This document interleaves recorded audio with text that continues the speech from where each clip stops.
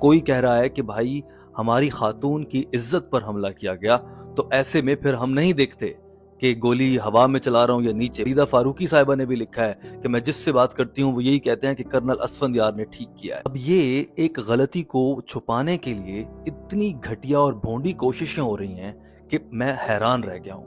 بھائی اگر آپ کی عورت پر کسی نے خدا نخواستہ ایسی دست درازی کی تھی، بدتمیزی کی تھی، حملہ کیا تھا، ہراساں کیا تھا، بری آنکھ سے دیکھا تھا، تو وہاں پر پولیس 15 کو کال کر کے طلب کر لی جا چکی تھی پہلے سے، اور وہی پولیس جس کو اس سے پہلے انہی خاتون کے ساتھ جب مبینہ طور پر بدتمیزی ہوئی تھی تو انہوں نے 15 کو ہی کال کی تھی اور وہ آ گئے تھے۔ اس بار بھی 15 پر کال کرنے کے بعد پولیس وہاں پر موجود تھی۔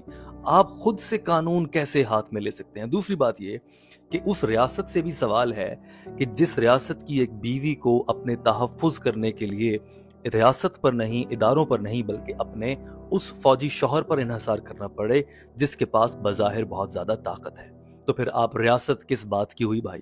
تو یہ جو تعویل ہے نا، یہ بہت ہی احمقانہ ہے، نہ صرف احمقانہ بلکہ جاہلانہ ہے۔ اب دوسری طرف جو پروفیسر جن کے ساتھ جھگڑا تھا، ڈاکٹر جدون صاحب، ان کی لکھی ہوئی اپولوجی آ رہی ہے، FIR کی کاپیاں آ رہی ہیں، ایک پورا سسٹمیٹکلی ایک بیانیہ بنایا جا رہا ہے کہ بھائی خاتون تو بہت مظلوم تھی، اگر مظلوم تھی بھی تو آپ جا کر فائرنگ نہیں کر سکتے۔ ایک اور وضاحت یہ ہے کہ اپنے ڈیفنس میں گولی چلائی گئی، وہ ہجوم تھا، پرتشدد تھا، میں کیا کرتا، میرے پاس کوئی راستہ ہی نہیں تھا۔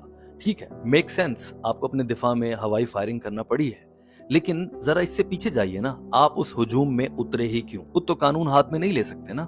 یہی قانون 9 مئی کو PTI والوں نے ہاتھ میں لیا تھا نا، تو آج تک بھگت رہے ہیں۔ قانون ہاتھ میں نہیں لے سکتے آپ، بھلے آپ یونیفارم میں ہیں، آپ کوئی بھی ہیں، برابر ہے نا سب کا قانون آئین کے مطابق، تو برابری سے چلیں۔ آپ وہاں پر پہنچے ہی کیوں؟ پھر اگر اتنا شوق تھا تو بھائی کم سے کم وردی اتار کر آئیں، اور اگر آپ وہاں آ بھی گئے ہیں تو اپنی گاڑی میں بیٹھیں، 4 پولیس والے کھڑے ہیں، ان کو حکم دیں، وہ غلاموں کی طرح دوڑتے آئیں گے، انہیں کہیں ان میں 4 لڑکوں نے جو بدتمیزی کی ہے نا ان کو لاؤ، اپنی گاڑی میں ڈالو، تھانے میں لے کے جاؤ، FIR کاٹو۔ کون آپ کی بات سے انکار کرتا؟ اس کے علاوہ ایک تعویل یہ بھی ہے کہ وردی کا بھی احترام نہیں کیا احتجاجی طلباء نے۔ بھائی وردی کا احترام بہت زیادہ کریں گے جب وہ سرکاری ڈیوٹی پر ہوگی۔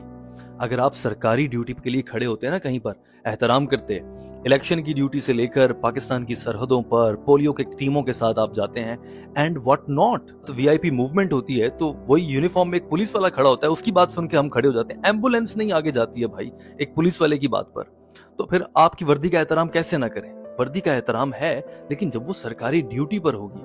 اسی لیے ایز اے سولجر اگر آپ دیکھیں نا، ایک سپاہی جو پاکستانی فوج کا ہے، وہ یہ پھٹی ہوئی وردی نا، یہ ان کی ایگزامپلوں میں ڈسکس ہوگی، وہ سارے آپس میں نا ایک دوسرے کو کہا کریں گے بڑے ہو کر کہ کرنل اسفندیار نہ بننا بھائی، کیونکہ آپ نے وردی کی تذلیل کروائی ہے خود، اور آپ الزام دے رہے ہیں کہ ان مظاہرین نے وردی کا احترام نہیں کیا۔ ساری تعویلیں ایک بھونڈا مذاق ہیں، قوم کے انٹلیکٹ اور ان کی سوچ کی توہین ہے کہ تم اتنے بیوقوف ہو، دیکھو ہم تمہیں کن باتوں سے بیوقوف بنا رہے ہیں، ان سے نہیں بننا چاہیے بیوقوف۔ دوسری جانب جو پاکستان تحریک انصاف والے کر رہے ہیں، ایک شخص کو لے کر پوری ملٹری کو بدنام کرنے کی کوشش کی جا رہی ہے، یا خان صاحب کے ساتھ جوڑ رہے ہیں، وہ بھی مناسب نہیں ہے، قطعاً نہیں ہے، بالکل یہ دونوں ایک ہی طرح کی مثالیں ہیں۔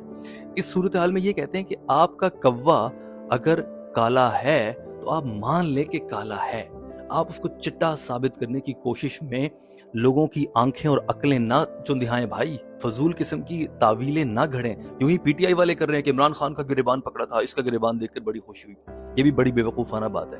لیکن جو نون لیگ والے کر رہے ہیں، جو تعویلیں میں نے آپ کو گنوائی ہیں، یہ تو بالکل ہی یہاں سے جاتی ہیں نا۔ What do you think؟